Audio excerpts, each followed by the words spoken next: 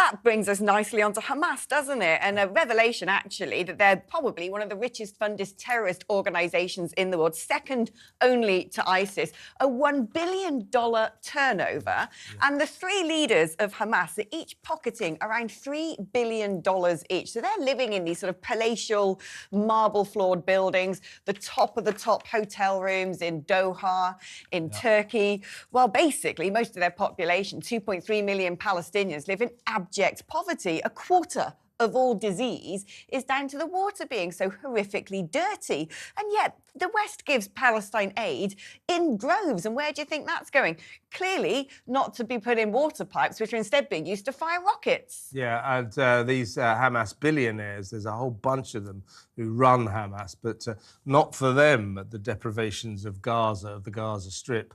They live in places like Qatar and Saudi Arabia, and they fly around on private jets and live a sort of gilt-edged 5-star luxury lifestyles that their poor people in Palestine can only dream about. So they are they're not only raking it in from foreign aid, and we give lots of foreign aid to that part of the world, so they rake it in from there, and they also rake it in from their big donors, Iran. And these people are making they're not just becoming multi-millionaires, they're billionaires. Billionaires, $3 billion each. But not only are they raking it in from, various amounts of Western aid, some of them are also living in council houses in Barnet, raking it in from the taxpayer. And that is a chap called Mohammed Sawala, who is head of the Muslim Association of Britain, one of these self-appointed community representatives who go about the world saying that, well, we talk on behalf of all the Muslims here. Well, this geezer apparently led Hamas in the late 80s, and it's turned out that half of the groups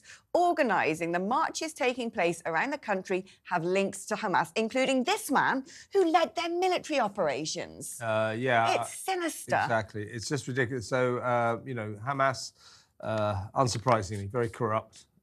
And while the people of Gaza suffer, the billionaires at the top of Hamas are doing very nicely, thank you, leading lifestyles that the Gazans couldn't possibly imagine. I couldn't possibly imagine.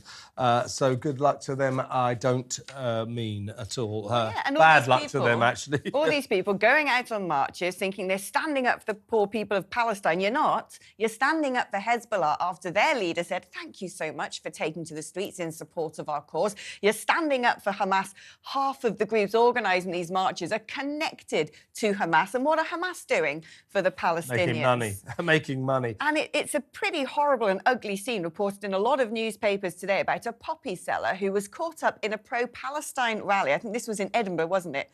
Who was punched and kicked by a mob of protesters. Well, we saw this last week at Charing Cross Station in London, where three old people selling poppies looked extremely worried and disconcerted.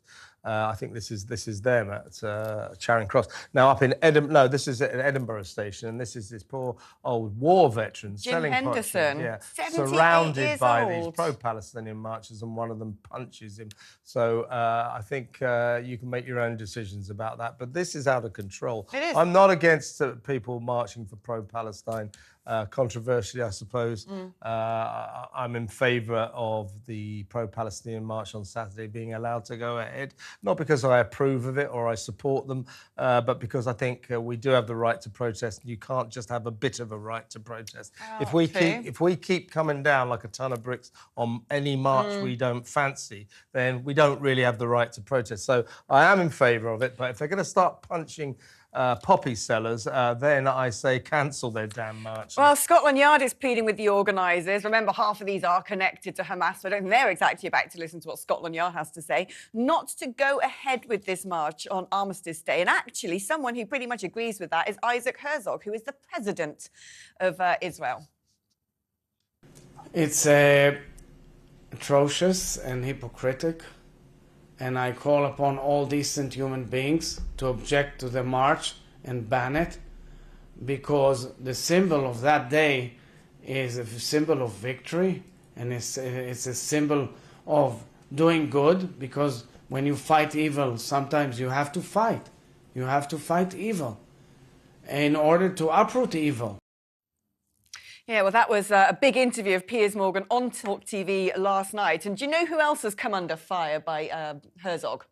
Who? Do you mean Angelina Dolly? Angelina Dolly. Dolly, yeah, whatever. Angelina yeah, Jolie. That's a good yeah. name for her, actually. So very powerful interview with Piers Morgan last night. Once again, by the way, underlining, what I call the pointlessness of the international debating society. Ooh, ceasefire, ceasefire. They're not going to ceasefire anytime soon. Listen to Isaac Herzog. Listen to Benjamin Netanyahu. They're not going to ceasefire. So you can call for it all you like. It ain't going to happen.